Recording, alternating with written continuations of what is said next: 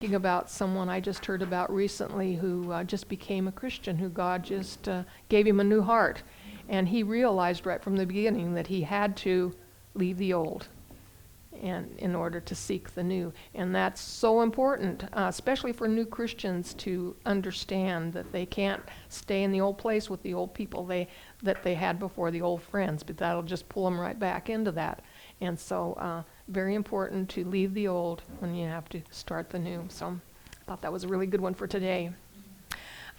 We're going to do just a little bit of Hebrew word study today because I've kind of missed that. I hope you enjoy that. And I won't overwhelm you, but I have one word for you today, and that's tehilot. Tehilot. Now that is a word for praise. Now Hebrew has several words that they use for praise, different types of praise. This is praise of a new song, and it made me think of last Sunday's music. You know, it had been so long since I'd been able to be there and actually hear them, and Cindy's group, new group that they formed, was just a real blessing to me, and that's what I felt. I felt that tehilot. And you see how it's broken down.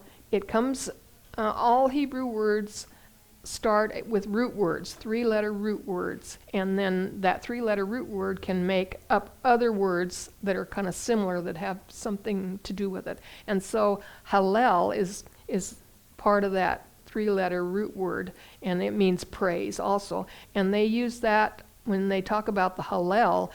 It's talking about Psalms 113 to 118, and they use that quite a bit in their when they celebrate different feasts and all. They read those verses of the Psalms. Actually, they don't read them, they sing them, because that's what Psalms are. They're sung. And so Hallel is part of Tehilot. You see how that all works together. That's the same thing. And one other word that we're familiar with is hallelujah. And hallelujah is, you break that down, that Hallel, and then you, and then Yah is God. So you're praising God. Hallelujah. So you see that connection there. And remember, as you learn a little bit of Hebrew, they read from right to left. And so this is the Tav, the very last letter of the alphabet, and that's what it begins with. It begins with the T, Tehilot. This is the L, Tehilot, and here's the T again. So if you learn to recognize, it looks like an N with a little curly Q on it. That's the Tav. You see the Tav? This one almost looks like it, but it has a little opening right here. And of course, the biggest letter in Hebrew is the Lamed, which is the L. That's the middle one. So, you know, I don't expect you to remember all of that right now, but, you know, just kind of get it in your mind, and the more you see them and everything, then you can learn to recognize things, and then you run across a Hebrew word and you can sound it out. It's amazing. So we'll get there one of these days. But anyway, this is a very good word to kind of get in your mind, praising God. Tehilot. Now we're going to get into our real chapter now of we're going to start with chapter 11. We've gone through chapter 1 through chapter 11 of Genesis, and this is a good breaking point because we've got the history now that God wants us to understand. We learned creation, we learned the fall of man, we learned how he had to cleanse the earth and start all over again with 3 new generations of Noah's 3 sons, Shem, Ham, and Japheth. And we understand that he told them to go out and fill the earth. They didn't do that. They rebelled. Some of them rebelled. And they built the Tower of Babel. And that was the purpose of reaching out to God in their own way. They made their own bricks. The bricks were a picture of humanity. God said when you build an altar, you use stones that haven't been touched by hands, haven't been formed by hands. And that's the way people are. We're all different. But when they make the bricks are all the same. And that was a symbol of their viewpoint. They wanted to do things their way. And, when you look at societies throughout history that want to govern each person and have control over each person, they want every person to be the same. And we see that in our own country, how people are trying to change us and put us all in the same mold. They want everybody to cooperate and be the same. They don't want people to be different. And this was the same thing back then. Nothing's new. It's the same old thing. And these bricks were a picture of that. And God didn't want that. He doesn't want it today. So we see that he had to disrupt that because things were turning sour already, after the new beginning. And so he caused everyone to have a different language and to spread out as he told them to do. And that's exactly what happened. They dispersed. The word is just like, I think of a dandelion when the wind blows. They just went like that. And everybody scattered and taking their own language, their own little families, just as God wanted them to do. And so this is what we see in chapters 1 through 11. We see all of this happening. And now we see the generations of those three. Ham's generation had a lot of wickedness. And we see all through history, even today, they're still causing trouble. Not every person that's from the tribe of Ham, you can really follow your genealogy clear back. If we were able to do that, a person could actually do that, if it were possible to do it online or whatever. That's been lost now, but God knows that line, and each one of us go back to one of those three or possibly all three, as a mix. Japheth's family and his generations moved mostly into Europe in that area. And, of course, then they dispersed all over the world, too. Ham settled mostly in Africa, although Canaan settled in what is Israel. And, of course, that was really, I think, Satan's plan because he wanted to disturb any of God's plans. He must have known a little bit about what God was going to do. Not everything, but he knew enough to cause trouble. And of course, Shem was the line that God chose to bring Messiah. And he also chose the Hebrews to be a light to the whole world in order to understand God and to know how to live a righteous life. They failed in a lot of ways. They succeeded in other ways. And that's just the way people are, we have that sin nature. But in the end, they will all come to know their Messiah. And, we know in Revelation that that's the time of Jacob's trouble will be the time that God is going to deal with them and bring them back. So we see God has set these 11 chapters to help us understand the rest of the Bible. If you don't look at these and understand them and see how people were then and where the descendants have come from, it's hard to understand the rest of the Bible. You just are puzzled with it, especially Revelation, but so many other things. And so when we see these names, the Bible uses the same names back then in later times because we know that names change. But we also know, way back in the past, that place was called such and such. And if the Bible's still calling it that, then we know exactly where it is. So it helps us to understand. If it kept changing and changing, then we wouldn't really be able to know where anything was. So it's setting the stage for us to be able to understand the rest of the Bible. So you really need to get in and really understand those 11 chapters. When you do, it really helps clear out a lot of things we're going to see later on in the other books. So, we're going to go to chapter 11 now, and we are now in the line of Abraham. And so, let's start with 11 and verse 26.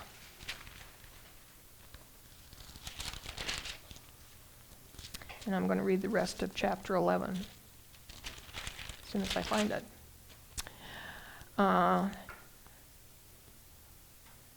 Now Terah lived 70 years and begot Abram Nahor, and Haran. So here we see that Terah is Abram's father.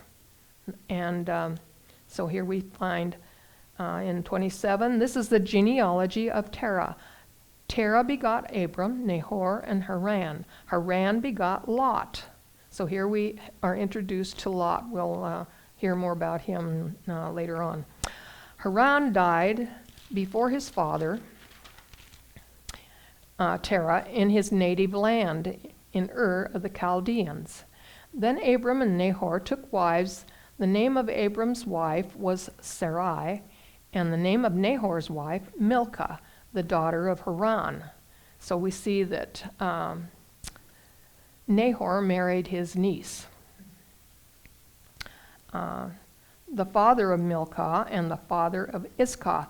Now, it's kind of interesting that God just threw in this name Iscah and didn't say any more about it. So we don't really know for sure who she is, but she's somebody important because it's brought in. Now, if you remember, those of you who were able to be back in, I think it was chapter 4. Let me find that. Here we go. Chapter 4 and verse 21, there was another woman that was brought in like that. And it said his brother's name was Jubal, and he was the father of all those who play harp and flute. And as for Zillah, she also bore Tubal-Cain, the instructor of every craftsman in bronze and iron. And the sister of Tubal-Cain was Naamah. And there's another person that no other explanation. But if we kind of have clues, and so if we look at the names and what they mean, we might understand a little bit more. Now, the meaning of Naamah is water, and the Jews believe that this is Noah's wife because her name was water, and that's why it was in here. We don't have any other clue as to anyone else, so sounds good to me. We'll go there as far as we know. It seems to be the name of his wife. So let's go back to Iscah and see what we can find out about her name. Her name means looked or looked back. And so the Jewish belief is that this is Lot's wife because when she left Sodom, she looked back. So we can learn a lot from names. And sometimes we can get on the wrong path, but it seems to make sense. So anyway, I thought it's kind of interesting anyway. Not that it really matters to us at all, but I kind of like to go down these little rabbit trails and see what I can find.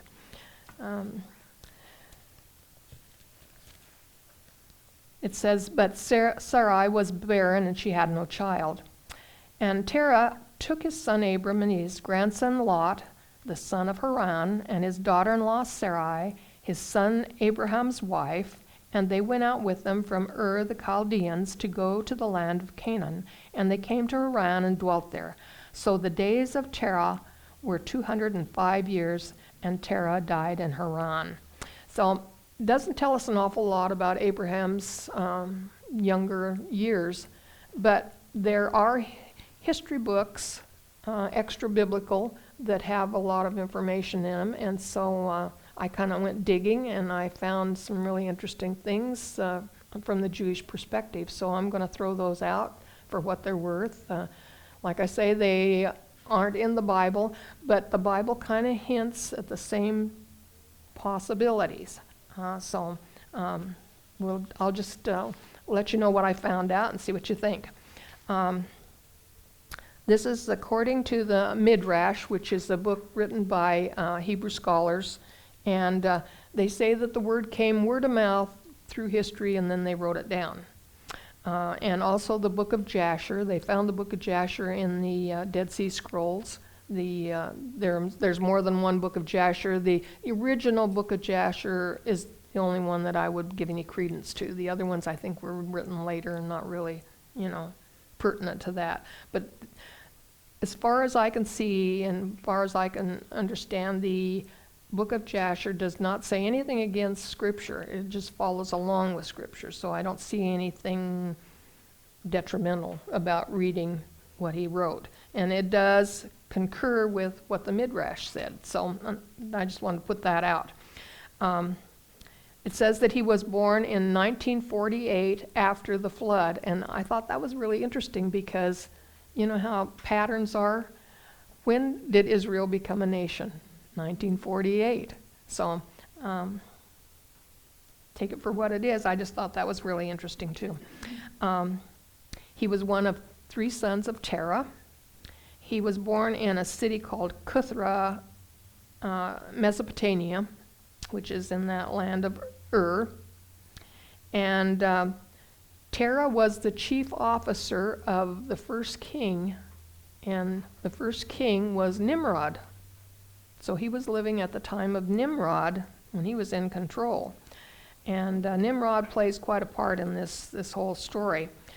He was the king of Shinar, which is also called Babylon and also called the land of Chaldees. So all of that, whenever you hear any of those 3, it's all the same area. Terah was an idol worshiper.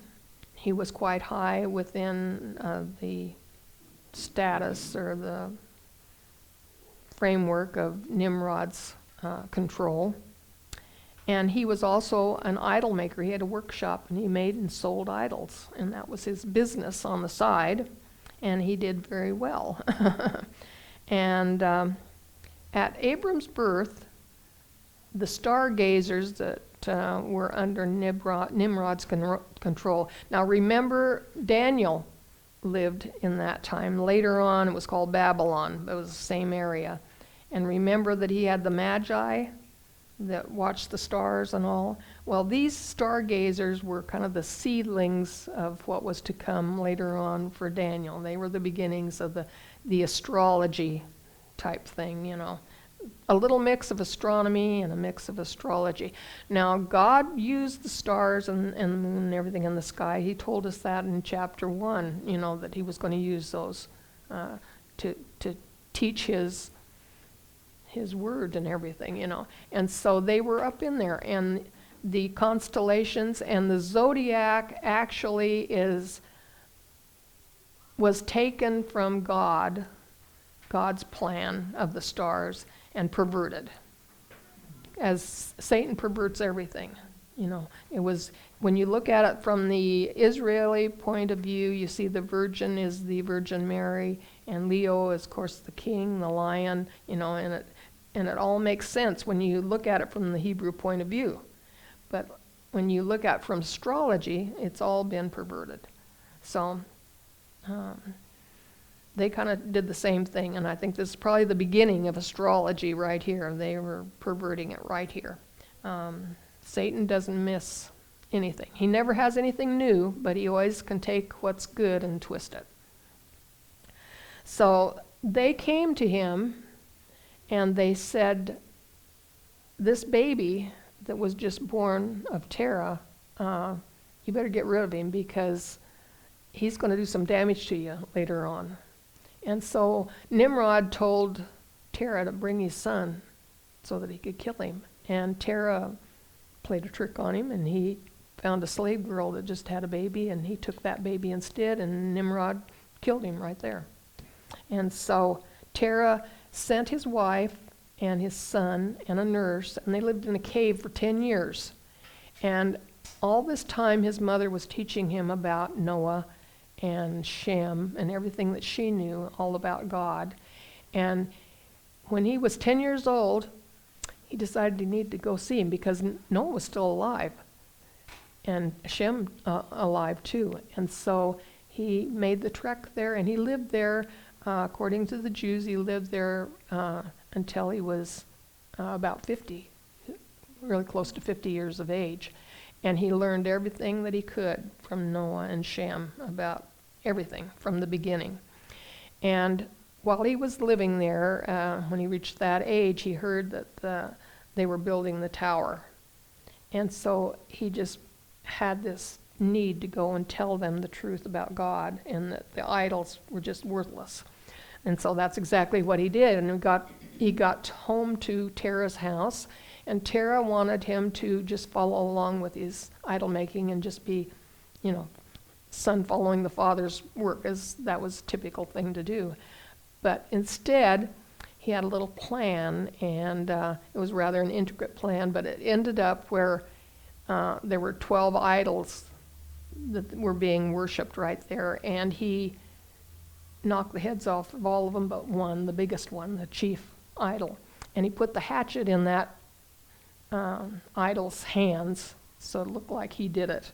And so when it was discovered what happened, he said, well, that one was just jealous of the other ones, and so he just did them in. And Nimrod, when he heard of all this, and he didn't know who Abraham was at the time, but he was just furious that this happened. He said, I just want to read what he said, because it's right in here. I got the right one here. That's not it.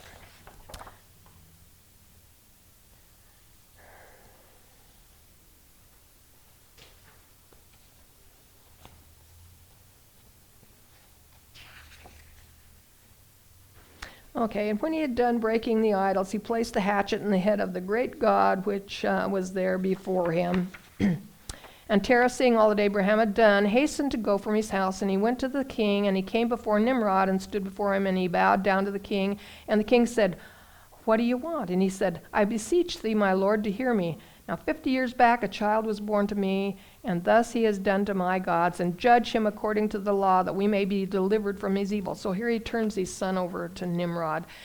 All this time he's saving his skin.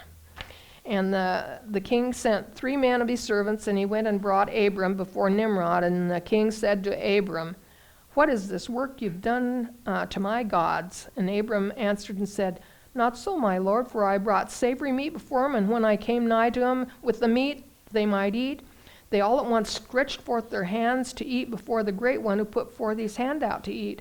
And the large one's anger was violently kindled against him, and he went and he took the hatchet that was in the house, and came to them and broke them all, and behold, the hatchet is yet in his hand, as thou seest. And the king said to Abram, do you know that the power of the room which you sit, do you think I'm so foolish as to believe the story you just said? How foolish do you think I am? I don't know. How foolish are you, my king? Woe to thee forever. Dost thou not know, or hast thou not heard, that this evil which you doest is the same as our father before us in the days of old, which caused the eternal God to bring the waters of the flood upon the whole earth and destroy them all? Yet you're doing the very same thing, my king, and in your ignorance worshiping gods of wood and stone. So indeed, how foolish are you, my king? And when Abram had ceased speaking, he lifted up his eyes to the heavens, and he said, the Lord seeth all the wicked, and he will judge them. And when the king heard the words of Abram, he ordered him to be put into prison, and Abram was in there 10 days. Remember, 10 days is a time of trial, testing. And when they all answered the king, saying, the man who revileth the king should be hanged upon a tree, but having despised our gods, he must therefore be burned to death, for this is the law in this matter. If it please the king to do this, let him order his servants to kindle a fire both night and day in the brick furnace, and then they will cast this man into it. And the king commanded his servants that they should prepare a fire for 3 days and 3 nights in the king's furnace.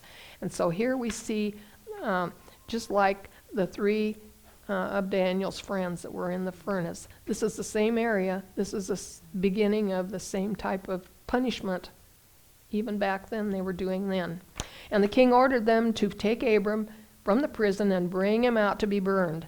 And all the women and the little ones crowded upon the roofs and the towers to see what was to be done with Abram. And can't you just see that?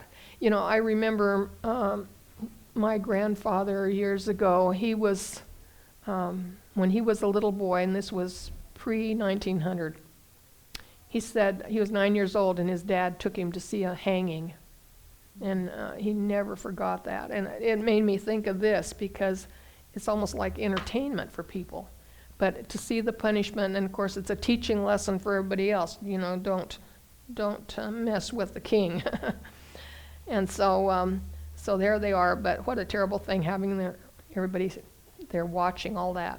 And when Abram had come, the conjurers of the king and the sages saw Abram, and they cried out to the king, saying, Our sovereign Lord, survey that this man whom we know has been the child of whose birth with great stars swallowed the 4 stars which we declared the king now 50 years since. And behold, now his father has also transgressed your commands, mocked you by bringing another child which you didst kill. So I was saying, he tricked you, so he needs to go in there too. And Terah was greatly terrified of the king's presence, and he said to the king, It was Haran, my eldest son, who advised me to do this. So here he's passing the buck again. And of course that was a lie. And Terah said this lie in order to deliver his own soul. And they brought both the sons of Terah and Abram and Haran, his brother, and bound ready to cast them into the fire. So they're going to toss both of them in.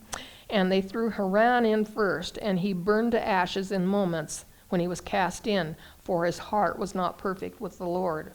And they grabbed Abram and threw him in, yet he wasn't burned. Even his clothes were untouched. And Abram walked in the midst of the fire for 3 days and 3 nights. And all the servants of the king saw him walking about in the flames, and they cried to the king, Behold, we've seen Abram walking in the midst of the fire, and even the lower garments which are upon him are not burned. And the king heard their words, and his heart was faint, for he was afraid. And when the king saw his servants couldn't approach the fire lest they be burned, he called to Abram, How is it that you're not burned in the fire? It's the God of our father, my king. It's the God of the heavens and the earth, of whom I trust, who preserves me in the flame, and who has all power. He delivered me from the fire to which your hands did cast me.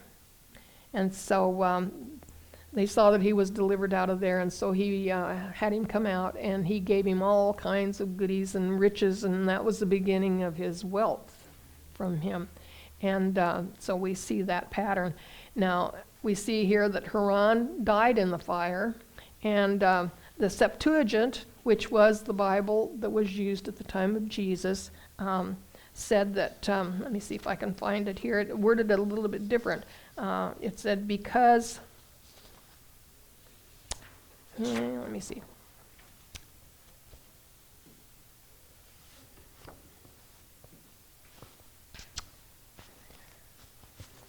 Well, I don't know. That's what happens when I don't follow my notes and I can't find it when I need it.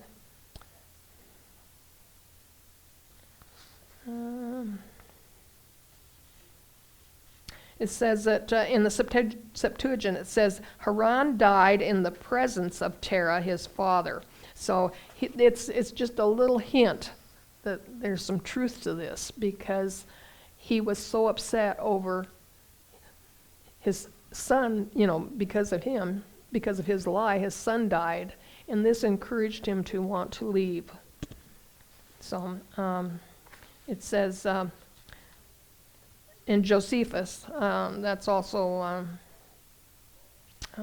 in chapter 6, it says, Terah, hating Chaldea on account of his mourning for Haran, all moved to Haran. So just another indication why Terah was willing to leave, because all this time he was a worshiper, and it doesn't give any clue that he ever changed his mind. Somebody once said that he, like so many, knew about the promised land, but he didn't quite make it there. And we all know people that we're still hoping, they know about it, but they're not quite there yet. So they moved to Haran, and I've got the map here to show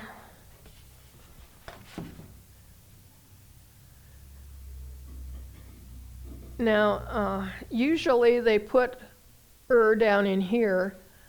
There is some indication that might, where he was born, might have been up in this area. But whichever, here is, well, they don't have Haran on here, but it's up in here. Haran would be right up in here. Because if he came from here, we would have gone up. If he came here, it would have been down. And that's where they stayed for quite a while.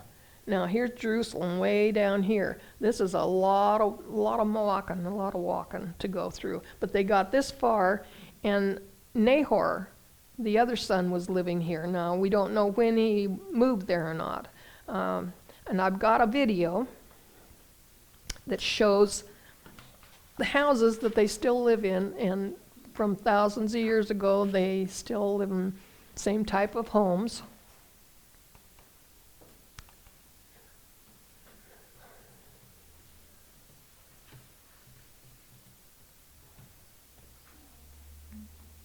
And this is one of the videos right here. Sunrise over ancient Earth. It is midsummer, and the day will be scorchingly hot. Okay, this is Ur. Yes. Oh, People pause. slept on their rooftops. So, can you, when you do that, hit here? The one with the dot in it. No, one over, right there. Hit that box. That full screen. Okay. Imagine you wanted to hit. Oh, okay. I should have done that. Okay. Sorry about that. Sunrise over ancient Earth. It is midsummer, and the day will be scorchingly hot. Slowly the city comes to life. People slept on their rooftops, which were much cooler at night than the small rooms of their houses. Ancient texts listing real estate sales show that the house's floor space was less than 70 square meters.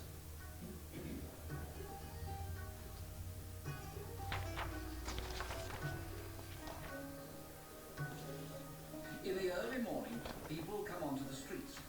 Merchants try to entice the passers-by. They try to do business while the day is still cool.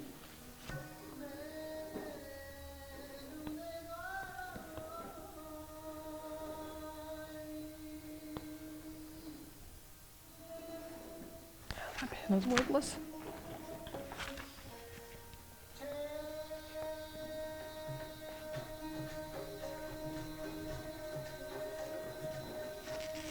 In the courtyards of some houses, men relax and drink beer through straw. Several ancient texts refer to the Sumerian temperament. The Sumerians' exposure to the hazards of nature made them conscious of the brevity and fragility of life.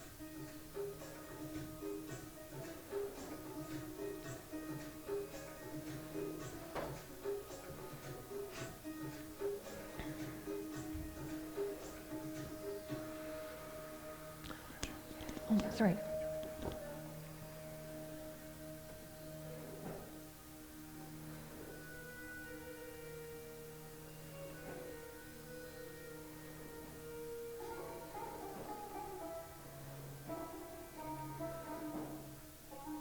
In the streets, men often wear konaks, wrap-around sheepskin skirts that go from the waist to the knees or ankles, depending on the season and fashion. The wives of dignitaries wear colourful, lighter garments. Both men and women wear jewellery, earrings, bracelets and necklaces. Archaeologists have discovered that forgers operating in the walled city could replicate gold and turquoise. People who couldn't afford real jewellery could buy and wear fancy things. This neighbourhood was home to merchants, shopkeepers and traders. The homes of the scribes, masons and carpenters and the slaves' houses were all within a short distance of the temple. This is a tomato. Think Okay. it's good for you? Think again. There's one simple trick to control. Okay. Okay, that was Ur. And the next one is Haran. I thought I had that one up first, but I had the wrong thing here, so let's... The reason why I was on your computer is Hello, everybody, and welcome to Jerusalem once sorry, I again, didn't- the city of David. It's amazing to have you back with us. My name is Daron Spillman. I'm the Director of Global Communications in the city of David, and I want to introduce... Here's the other one. This is Haran. We're heading south toward the Syrian border. And Ethnic struggle Rick Steves, if anybody between recognizes Israel Rick and Steves. In fact, 4,000 years ago, Abraham and his followers walked these plains searching for a homeland. According to the Bible, Abraham settled here in Haran on his way to the promised land. Oh, I had it already. Okay. That's Israel, about 300 miles to the south. That was about 1900 BC. Haran is one of the oldest continuously inhabited places on Earth. These conical houses worked well in Abraham's day, and they still do.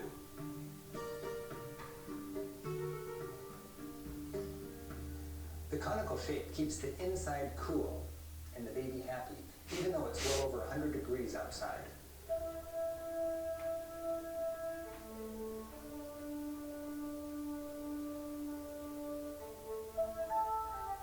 He would have lived in a house like that. Haran's house would have been conical like that. Centuries of wind and warriors have rounded the corners of Haran's fortress. But it seems the people and their ways of life have changed little. Turkey's cultural diversity shows itself in subtle ways. For instance, ethnic groups tie their headscarves differently. The women of the Black Sea cover their head this way. In Central Anatolia, the women choose another style.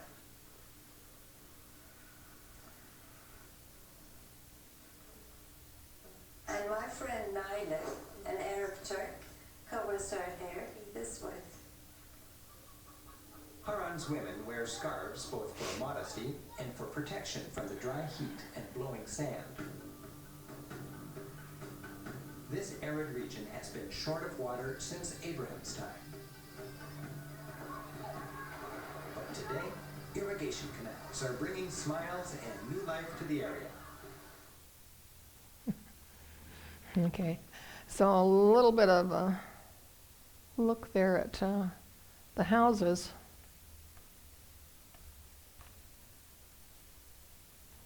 Okay, I've got another video later, but we'll go back to our study now. So that's where Haran is where they settled for quite a while, and not sure how many years, but until Terah died. Now, Terah, his name means disgraceful, profane, and we see that. When you read in Genesis 31 about Rebekah, when she steals the idols from her father, those are called teraphim, and so that's taken his name, teraphim, Terah. And they believe that the word tarot for tarot cards came from this area too, from him. So he was very tied to the worship of idols, and it doesn't seem like he changed. And there's no indication that he did.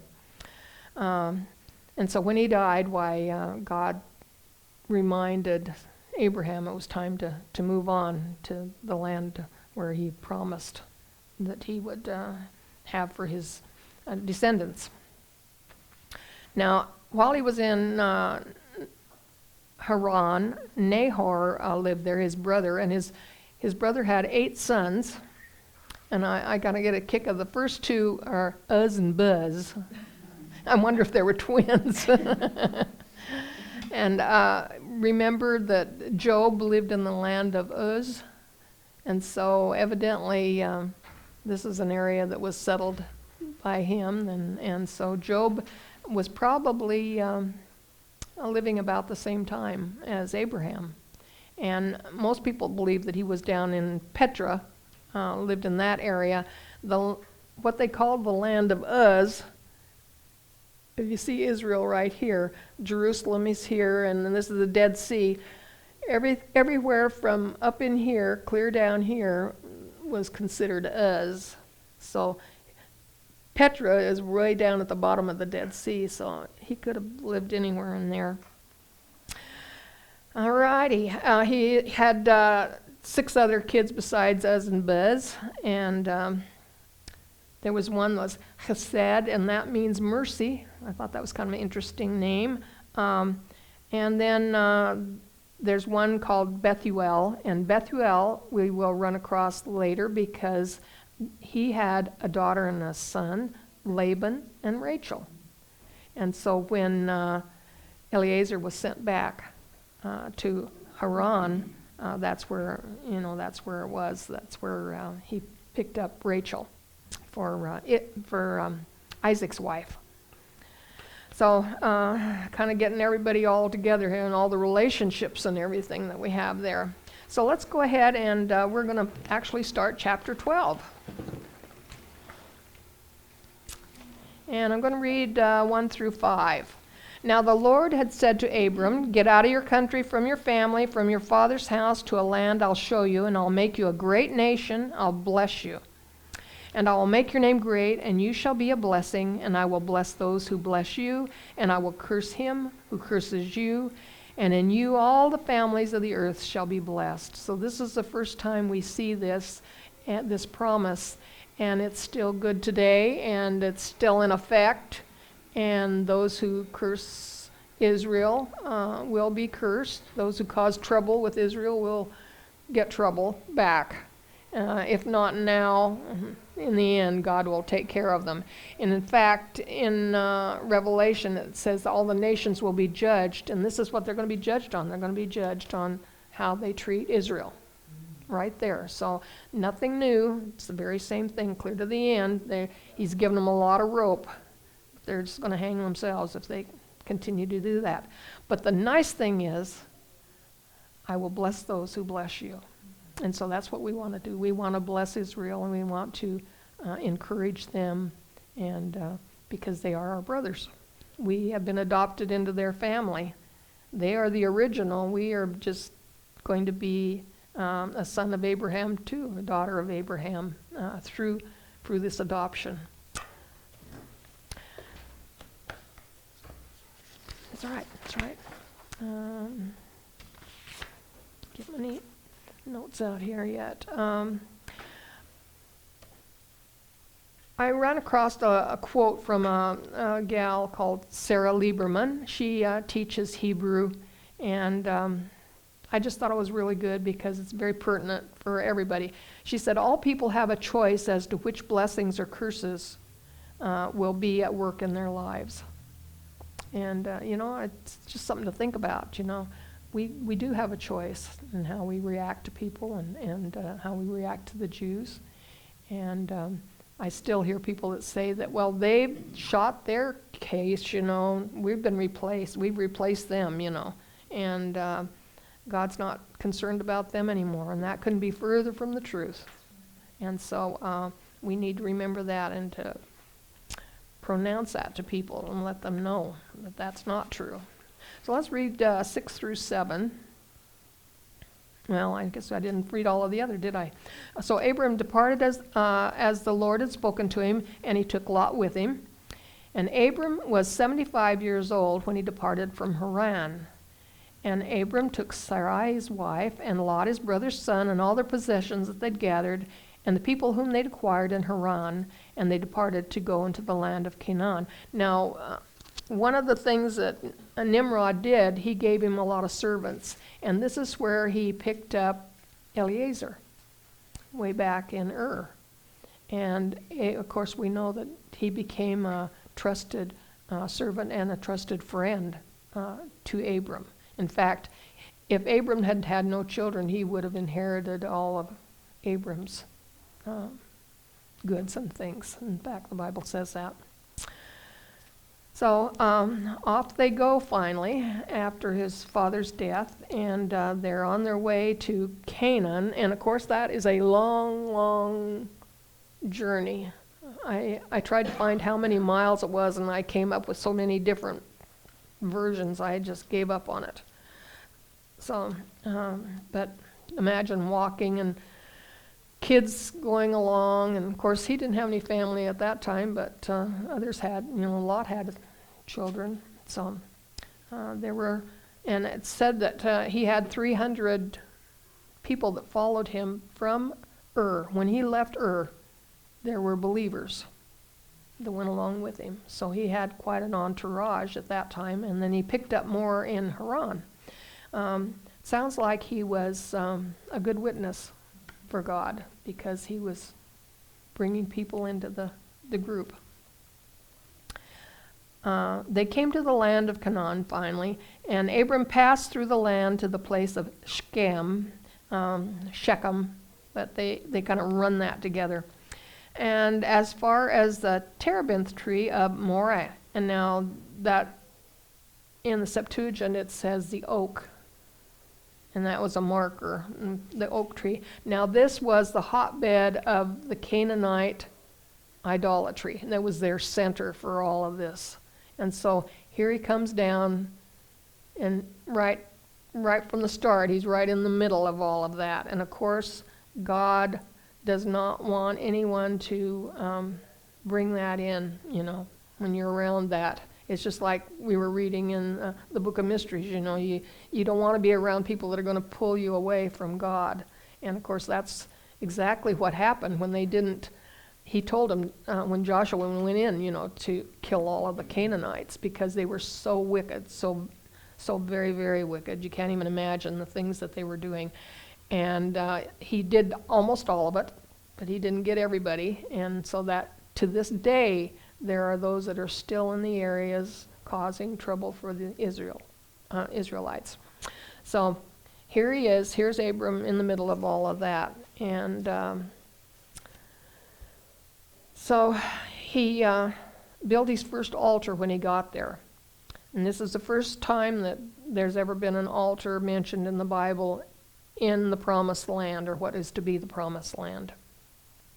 Now, Shechem became the first capital of the area of Israel later on. And for almost 400 years, that's where they had their tabernacle. So it became very important for the Jews when he was there.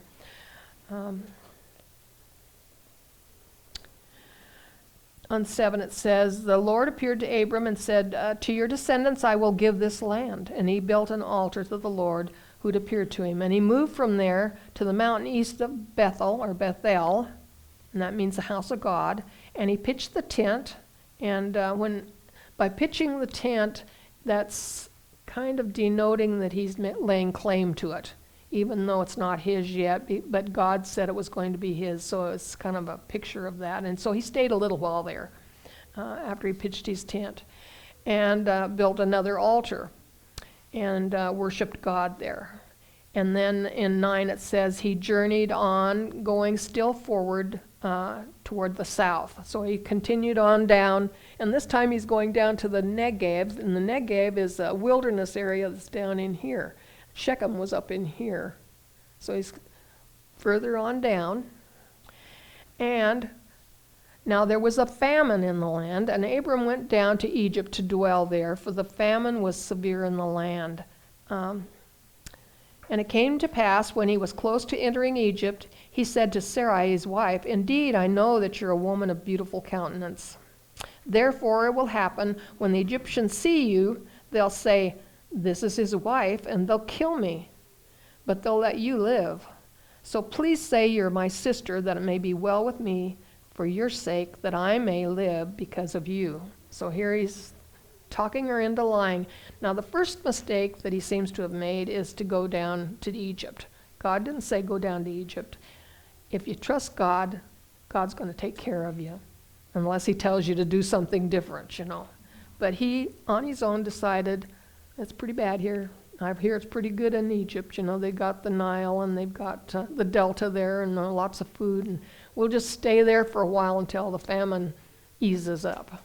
And so, but then when he got there, he'd heard that there was a madness for women with the Egyptians. That's what it says in one of the books, the madness. And so it worried him that they wouldn't kill a brother because they would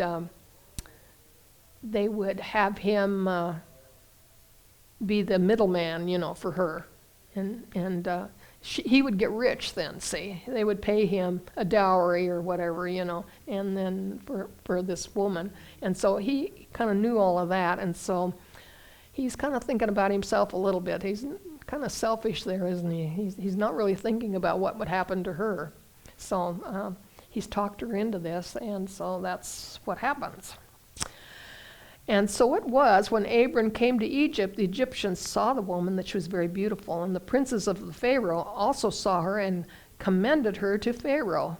And the woman was taken to Pharaoh's house, and he treated Abram well for her sake. He had sheep, oxen, male donkeys, male and female servants, female donkeys, and camels.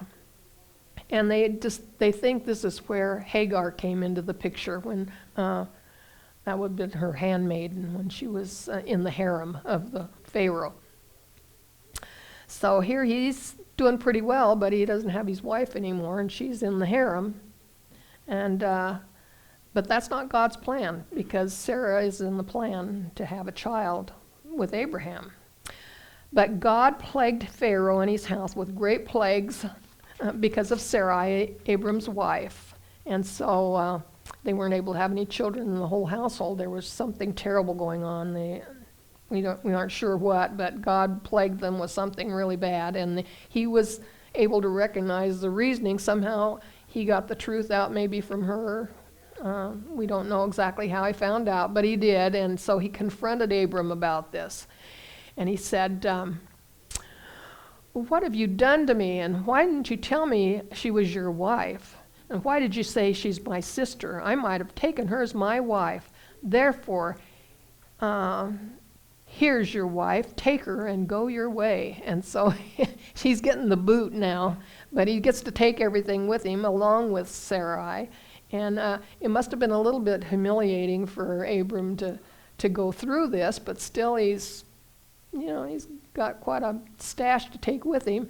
And picked up Hagar on the way, which is going to be trouble, but anyway, they're on their way, and Pharaoh commanded his men concerning him, and they helped him out. They helped him get out of the country, shoo, and they sent him away with his wife and all that he had. So not a real good experience, but he did come out pretty well, considering everything. So we're going to leave him there. In chapter 13, we're going to continue on with Abram's story. Anybody have a question or comment? Sarah was very obedient. Yes. To leave the land, yes. to land, and then to do what he told her to do and lie. I don't think she had a lot to say about it anyway, But she was obviously beautiful. There's no question about that. She was 65 years old at this time. And to us, that seems amazing, but you have to remember, I think she lived to be 127, and so she was kind of middle-aged, if you think about it that way. But when you think about the heat, what it does to a person's skin and everything, why it's amazing that she looked as good as she did, so, yeah. She must have been something very special. And she was pretty wise, actually, as we read through here, but she was obedient, as you say, obedient. Anybody else have it? And I think Abram didn't lie because Sarah is her sister anyway. Yeah, half-sister, yeah. Yeah, it was what you call maybe a white lie. But the interesting thing here is that he's going to do this again. Worked once, I guess. That's where his troubles began. Yes. If he'd just listened to God and followed him, he might have saved himself a lot of trouble. Hagar wouldn't have been in the picture. He seemed to have a problem of lying. And his son, well, not his son, his grandson, the same thing. Grandson did the same thing. Well, and notice in there, even Abram did listen to God in that case, but still God in there trying to, that trouble that he did, still, God's still there. Yeah. Trying to bring Yeah. it He's still working behind the scenes to make his plan work. The things we do sometimes we kind of get in the way and instead of helping. I think that's what Abram was doing here, trying to help out God all along the way. And Sarah too was trying to help out God. God's still good. Yeah, and it doesn't say that God was mad about it or anything, At all.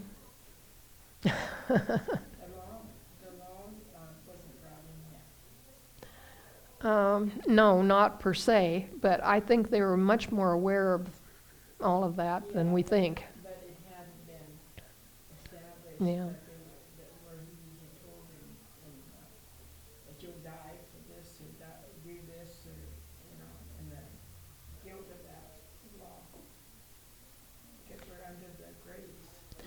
And when you think about Pharaoh, he was actually more righteous than Abraham, because he said, if you'd told me, I wouldn't have done this. And so sometimes we think we know what people are going to do, and maybe we're wrong. There's still this care in there. Yeah, right. The fear. Down to not trusting. Not trusting, yeah. No. Yeah, we see that for sure. Anything else? Very good, very informative. It's interesting when you put everything together, and why I like to see why things happen if we can find those things out, and that's, why people do the things they do. So, well, if there's no other comments or anything, why, let's go to prayer. Oh, I had another video, didn't I? Yeah, but I don't have the audio for that. I'm having a problem with the audio from the Are you? laptop, so I gotta get that troubleshot, so. Okay. Unless you wanna show the women, go ahead. Okay, It's not gonna show online. I think I'll go ahead and show this. It's Sergio and Rhoda, and everybody likes Sergio and Rhoda.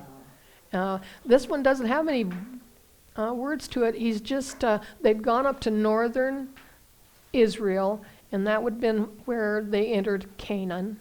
And I thought maybe you'd like to see what it was like. It's up above Galilee and in that area. And really, it's kind of the area where Dan took over. He wasn't supposed to be there, but they wanted an easier way because they thought that the Philistines were too hard to beat, so they moved on up where it was easier pickings, and they settled up in there. And it's really a lot of occultic stuff has gone on all through the years and everything there. So anyway, let me get that now.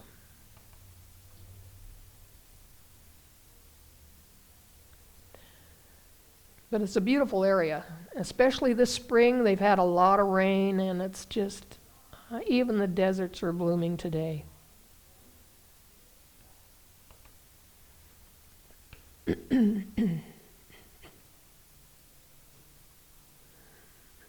Well, where is it? What happened to it?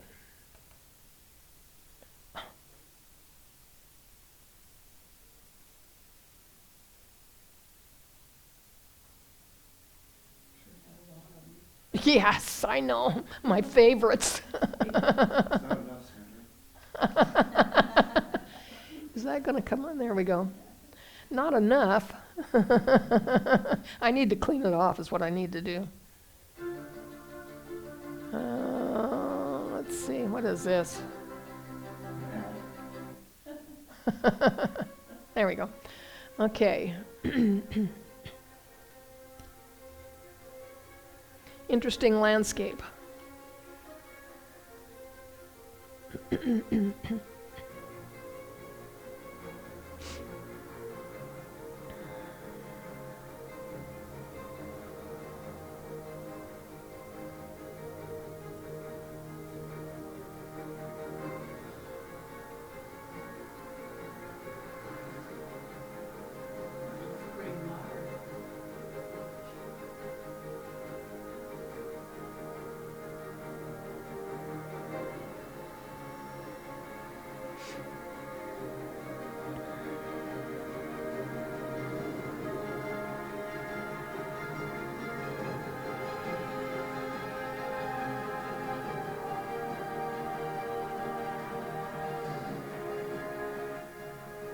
Up to what for me?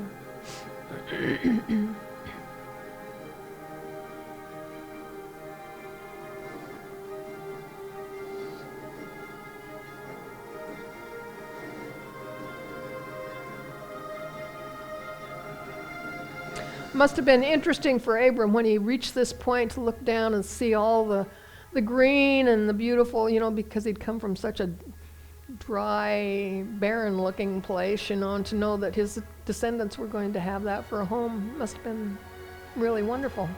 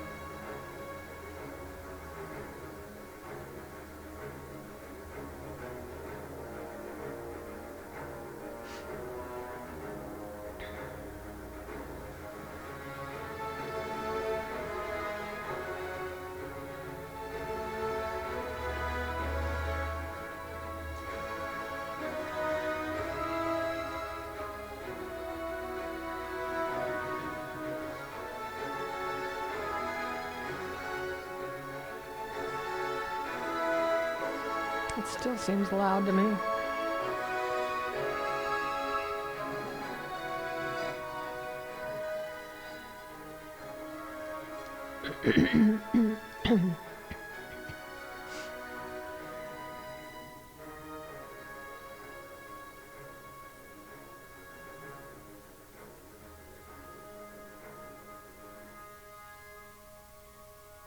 Couldn't have been an easy journey.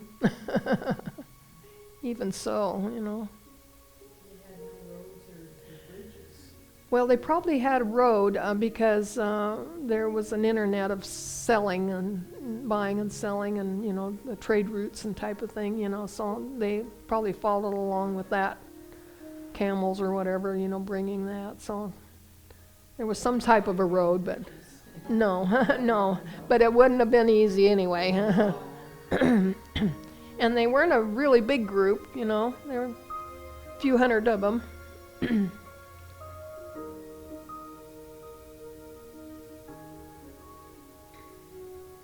I'm thinking maybe 500 or 600 people by this time that were coming down, because he brought 300 from and then he picked up more.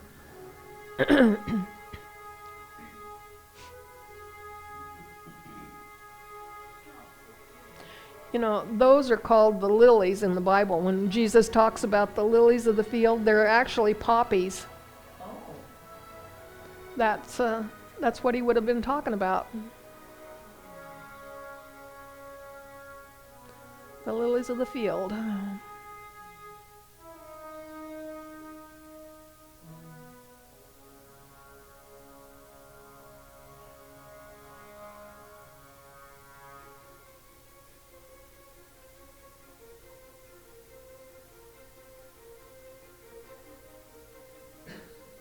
This is the border of Israel right here, and they've got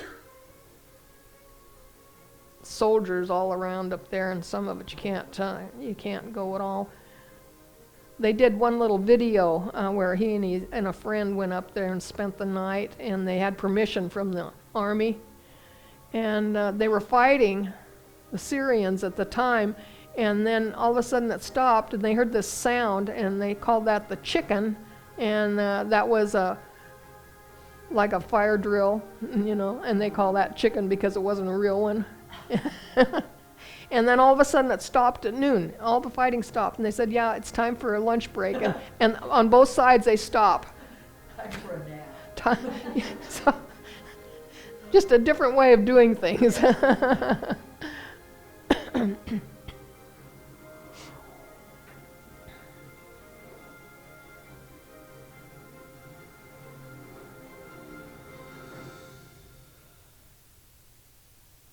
Okay, kind of an interesting view there. Alrighty, that's it. That's it for the day.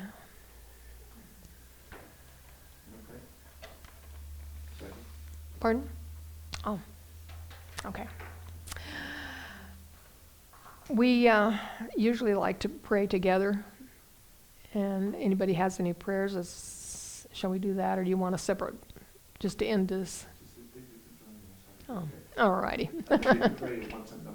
All righty. All righty. Thank you for joining us, and hope to see you next week. And we'll start chapter 13.